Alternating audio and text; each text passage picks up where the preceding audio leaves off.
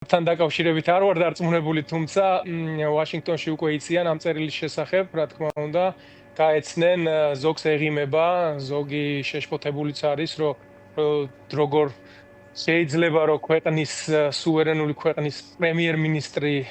წერდეს ასეთი მდარე ხარისხის უშინაარსო წერილებს და ღია წერილის სახით ფორმით აქვეყნებდეს არაფრის მთქმელ, არაფრის მომცემ წერილს. რა თქმა უნდა, ჩვენ მათ უხსნით, რომ ეს ძირითადად მაინც მიმართულია იმ შიდა აუდიტორიაზე ერთის მხრივ, რომელზეც მუშაობს ოცნების პროპაგანდა ბოლო წლების მანძილზე. ეს ასევე მიმართულია რუსეთის და კონკრეტულად პუტინის და კრემლის მისამართით, იმიტომ რომ მათ დაინახონ თუ როგორ სწრაფად უარესდება ამ რეჟიმის ურთიერთობები შეერთებულ შტატებთან და ასევე რაღაც თვალსაზრისით თვითონ ხო არ გახლავთ პირველი პირი, თუმცა კი არის პრემიერ-მინისტრი, ემსახურება ის საბოლოო ვალს იხდის ბიძინა ივანიშვილის წინაშე, რომ რამოდენიმე თვეში თუ როცა იქნება, ასე ვთქვათ, ამ ისტორიის დასასრული შეერთებულ შტატებთან ოცნების ურთიერთობის, მან უთხრას, რომ მე ხო ყველაფერი ვცადე, რომ შენი თავი გადამერჩინა სანქციებისგან, ისევე როგორც რეჟიმის სხვა წარმომადგენლები. მაგრამ ეს ბოროტი დასავლეთი მაინც გვაწვება ჩვენ დემოკრატიაზე, რეფორმებზე, პოლიტპატიმრების გაშვებაზე, იგივე მიხეილ სააკაშვილზე, რომელზედაც აქ ძალიან ბევრს საუბრობთ და ბევრი შეკითხვები აქვთ, რა თქმა უნდა, ამ ადმინისტრაციის წარმომადგენლებსაც, კონგრესმენებსაც. მე ვიცი, რომ მისი შვილიც გახლავთ და ისიც ნიკუშა სააკაშვილიც ჩვენთან ერთად არის და გარდა იმისა, რომ ასე ვთქვათ, არის ჩვენი მთავარი პოლიტპატიმრის შვილი, გადასარევად ერკვევა გეოპოლიტიკის საკითხებში, საქართველოს შიდა პოლიტიკურ ამბებზეც აქვს თავის შეხედულებები და გენეტიკური აქვს, როგორც ჩანს. მინდა გითხრათ, როგორც ჩანს გენეტიკურია. როგორც ჩანს გენეტიკა. პეტრე, მე აუცილებლად უნდა გკითხოთ იმ რეპრესიებზე, რომელიც დაიწყო ივანიშვილის რეჟიმმა. მე ვნახე ერთიანი ნაციონალური მოძრაობის განცხადება ირაკლი ოქრუაშვილის დაჭერასთან დაკავშირებით და გმობთ ცხადია და ის არის პოლიტპატიმარი, კიდევ ერთი პოლიტპატიმარი შეემატა ამ მრავალრიცხოვან პოლიტპატიმრების, ასე ვთქვათ, კას რას ელოდებით, იმიტომ რომ ჩვენ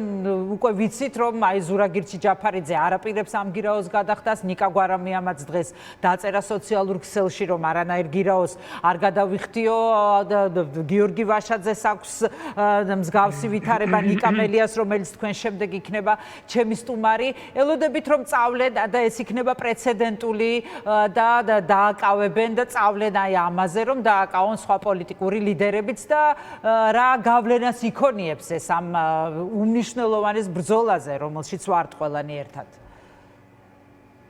აქვე არ შემიძლია არ ვისარგებლოს შემთხვევით, შესაძლებლობით და მართლაც სოლიდარობა არ გამოუცხადო ირაკლი ოქრუაშვილს, ვაჟკაცობა, გამბედაობა ამ ადამიანს ნამდვილად არასდროს აკლდა.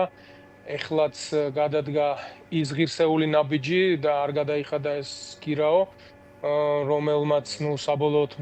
პოლიტპატიმრობით გაგრძელდა ეს ისტორია, მაგრამ დარწმუნებული ვარ, რომ ქართულ ხალხთან ერთად, მთლიან საქართველოსთან ერთად ირაკლიც ძალიან მალე იქნება თავისუფლებაზე, სხვანაირად წარმოუდგენელია, იმიტომ რომ ის ხალხი, ვინც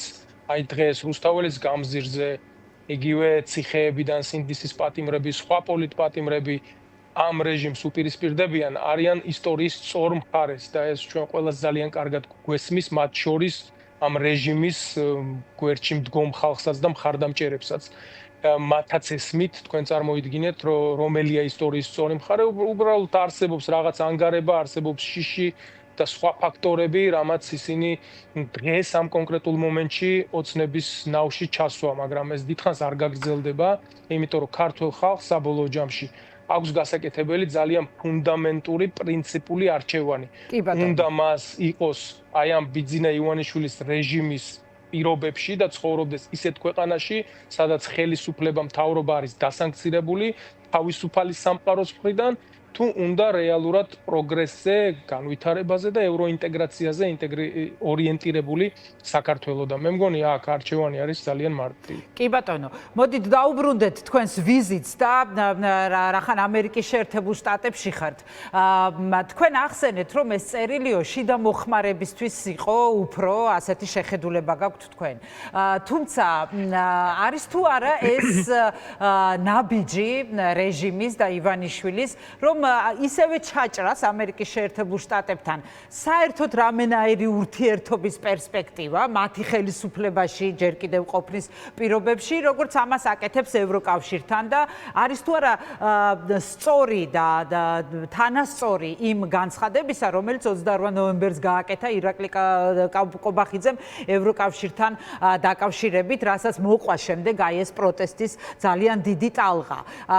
ასე უყურებთ თუ არა ამას ყველაფერს და მანდ თქვენ განწყობებზე ისაუბრეთ, მაგრამ აი უფრო მაინც რამდენად სახიფათო არა, ან რამდენად ატყობთ, რომ შესაძლებლობა ჯერ კიდევ რჩება ივანიშვილს, რომ რაღაცნაირად დაალაგოს ახალ ადმინისტრაციასთან ურთიერთობები. სხვადასხვა საინტერესოა თქვენ შეკითხვას რამდენიმე ასპექტი აქვს, რამოდენიმე ესე თქვა სხვადასხვა ჭრილში შეიძლება განვიხილოთ, იმიტომ რომ ევროპასთან როდესაც ასრულებ ინტეგრაციის პროცესს, ანუ იმ პოლიტიკურ ეკონომიკურ სივრცესთან, რომელიც ერთგულია მთელი, არ ვიცი როგორ ვთქვათ, 10 წლეულების განმავლობაში, როგორც მინიმუმ თუ არა კიდევ უფრო მეტად საუკუნეების განმავლობაში ერთგულია იმ ღირებულებების, რაც აქვს იგივე შეერთებულ შტატებს. იგივე პრინციპებით ცხოვრობს, იგივე დემოკრატია, იგივე კონკურენცია, როგორც ეკონომიკურ ბაზარზე, ასევე პოლიტიკურ სფეროში, საერთო სამხედრო ინტერესები და ამოცანები აქვს დასახული და ეს ასე გრძელდება, როგორც მინიმუმ მეორე მსოფლიო ომის შემდეგ. ინტეგრირებულია დიდი ოკეანე ყოფს, როგორც პრეზიდენტი ტრამპი ამბობს ხოლმე, ხშირად ამ ორ კონტინენტს ერთმანეთისგან, მაგრამ ღირებულებებითი და სტრატეგიული შეხედულებების და მიზნების ერთობლიობა ამ ორ კონტინენტს აერთიანებს, როგორც ერთ დიდ, ასე ვთქვათ, პოლიტიკურ სამეგობრო სივრცეს. შენ თუ ევროპასთან ჭრი ამ ურთიერთობებს და აჩერებ ინტეგრაციის პროცესს, იგივე საკეთებ ამერიკასთანაც. აბა თქვენ როგორ წარმოგიდგენიათ 28 ნოემბერს რომ გამოაცხადა ევროპა აღარ გვინდა ამ ინტეგრაციას ჩვენ დღეს მეგობარი აქტის საწინააღმდეგოდ საპასუხოდ მიიღეს მტრული აქტი, ასე რომ დავარქვათ, სპეციალური დოკუმენტი მიიღეს, საოცრებები წერია და საოცრებები ილაპარაკა დღესაც. სამწუხაროდ შეხვედრებზე ვარ დილიდან შალვა პაპუაშვილმა და აუცილებლად უნდა წაიკითხოთ და შემდეგ უნდა მოუყვეთ იმ ადამიანებს და აჩვენოთ, რას ამბობენ მათზე და რა შეხედულება აქვს ზოგადად სტრატეგიულ პარტნიორზე. გასაგებია ეს ყველაფერი, რომ ამ გზის ჩაჭრას ცდილობენ, მაგრამ ეს თავისთავად ნიშნავს იმას თუ არა, რომ რუსეთთან უფრო დაახლოვებას, რუსეთის სივრცეში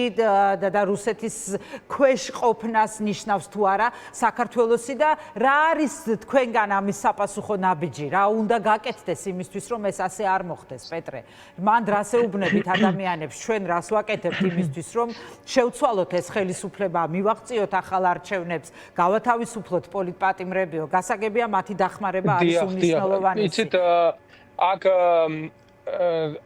ამ ხელისუფლებას ჩვენს თვითმარქვია რეჟიმს, რომ შეერთებულ შტატებთან, ევროკავშირთან ურთიერთობა, პარტნიორობა აღარ უნდა, გასაგებია, მიზეზებიც გასაგებია, მაგრამ ასევე აქვთ მეორე პიროვნული ბიძინა ივანიშვილის პირადი ინტერესები, რომ მისი დასანქცირების შემთხვევაში ის ნამდვილად არ იქნება ბედნიერი და აღფრთოვანებული და ამ მიმართულებით ამუშავებს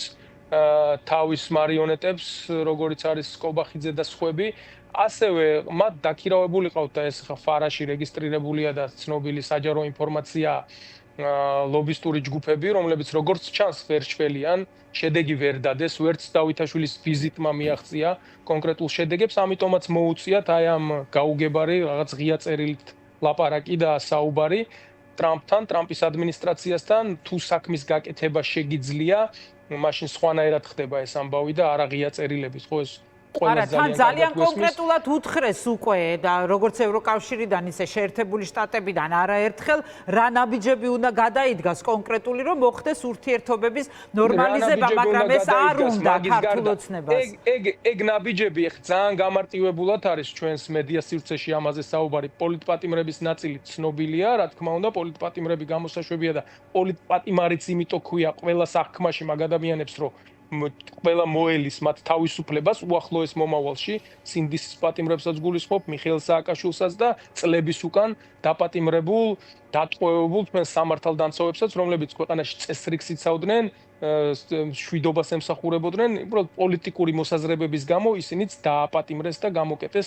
ციხეებში. ამ რეჟიმმა, ხო, ჩვენ ყველას ძალიან კარგად გვახსოვს, ესე რასაც ემსახურებენ, მაგრამ აი არჩევნების ნაწილში აქ ყველას შევეკამათებოდი, იმიტომ რომ მხოლოდ არჩევნები დანიშნე, ეს საკმარისი არ არის. შენ უნდა გაატარო ფუნდამენტური რეფორმები. პრინციპულად და კრიტიკულად უნდა შეცვალო პოლიტიკური გარემო, ატმოსფერო, იმისათვის რომ ჩატარდეს მართლა თავისუფალი და სამართლიანი არჩევნები და კონკურენცია იყოს იმ საარჩევნო ბაზარზე. უბრალოდ არჩევნები დაგვინიშნეს, გადმოგვიგდე და შემდეგ 54-ის მაგივრად 64% დაიწერეო. ამას არავინ არ ჭამს. ცხადია იმ პირობებით, რა პირობებითაც ჩატარდა წინა არჩევნები, ამაზე თანხმობა პოლიტიკური პარტიების მხრიდან არ უნდა იყოს. მე მაინც მინდა მაქაური განწყობები უფრო კარგად გავიგო და ამაზე მეტი ინფორმაცია მივიღო თქვენგან. ეხლა სხვა კიდე ერთი საინტერესო ამბის მოყოლა მინდოდა, იმიტომ რომ აი ლობისტებზე შემთხვევით არ დავიწყე, რომ ყავთ დაქირავებული ფირმები, რომლებიც შედეგს ვერ დებენ და ამიტომაც მოუწიათ გამოქვეყნება იმ წერილის, იმ სამარცხვინო რაღაც პასკვილის, რომელიც ჩვენ გუშინ ვიხილეთ, მაგრამ ასევე რაღაც ირიბად და გარკვეულწილად მე ვიტყოდი არალეგალურადაც კი ჩვენ აქ ვიგებთ, რომ არიან ჩართული სხვადასხვა ბიზნესმენები, რომლებიც ლობირებენ ამათი სახელით კოცების აქ და არანაირ ქართველი ბიზნესმენები, რომ დავაკონკრეტო. არა, მათ შორის, არა, ქართველი ბიზნესმენებისთვის ამერიკაში მსხოვრები ბიზნესმენები, ამერიკელი ბიზნესმენები. ამერიკაში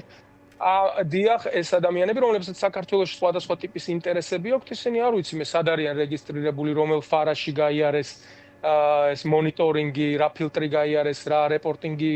ჩააბარეს აქ იმას, რა ქვია, იუსტიციის სამინისტროს და შესაბამისად კოცების სახელით, როდესაც ისინი ცდილობენ მათი ბრჭყალებში პრობლემების მოგვარებას, რაც მოუგვარებელია, იმიტომ რომ შენ აღარ სტრატეგიული პარტნიორი ხარ დასავლეთის და შეერთებული შტატების, აღარ ღირებულებებით სიფტყეში ემთხვევი შეერთებული შტატების მისწრაფებებს და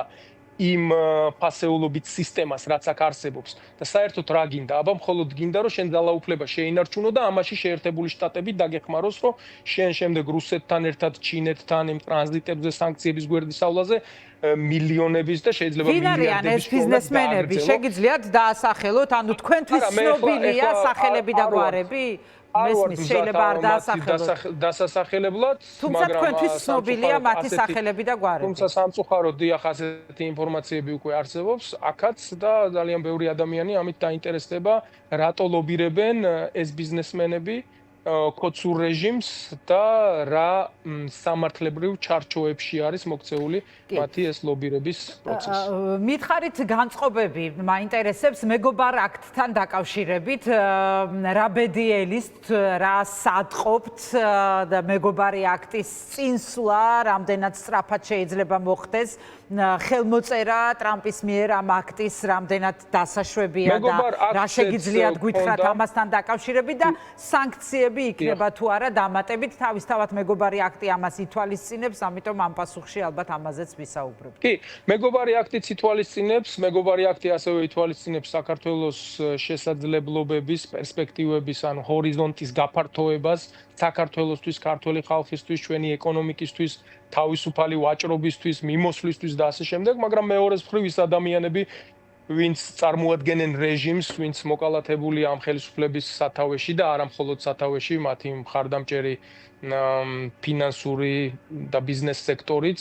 აუცილებლად მოყვება მეგობარი აქტის მოქმედების სივრცეში და ჩარჩოში, მაგრამ თუმცა არავინ არ ზღუდავს ადმინისტრაციას, რომ და იგივე სახელმწიფო დეპარტამენტს, ანუ ამათ საგარეო საქმეთა სამინისტროს, რომ სხვა ტიპის სანქციებით შემოღებული იყოს მეგობარი აქტის მიღმაც. ეხლა ამ ეტაპისთვის ჩვენ საკმაოდ ისეთი მჭიდრო კონსულტაციები გვაქვს იგივე კონგრესთან, იმიტომ რომ სენატშია უკვე გადმოსული, მაგრამ კონგრესმენები ან ქვედა პალატაში, წარმომადგენლობით პალატაში ის ადამიანები, ვინც ხმა მიცა და მიიღეს ეს აქტი, ანუ საკანონმდებლო აქტი, ასევე ინტენსიურად მუშაობენ და ლობირებენ იმას, რომ სენატშიც რაც შეიძლება სწრაფად გავიდეს ამ საქმეზე, ასე ვთქვათ, ამ საქმეზე მარტო ჩვენ არ ვსაუბრობთ ამ საკითხზე, თვითონ ის კონგრესმენები, რომელთაც ხმა მიცეს, მათ ინტერესშიც არის, რომ რაც შეიძლება სწრაფად მოხდეს პრეზიდენტ ტრამპის მერხზე. ეს საკანონმდებლო აქტი ზუსტ თარიღებს ვერ გეტყვით, იმიტომ რომ უბრალოდ ამის პროგნოზირება შეუძლებელია სენატში, რაოდენებში მოხდება მისი დამტკიცება, მაგრამ დიდი წინააღმდეგობა როგორც ესეთი ნამდვილად არ აქვს და შესაბამის ვადებში მით უმეტეს ამ წერილები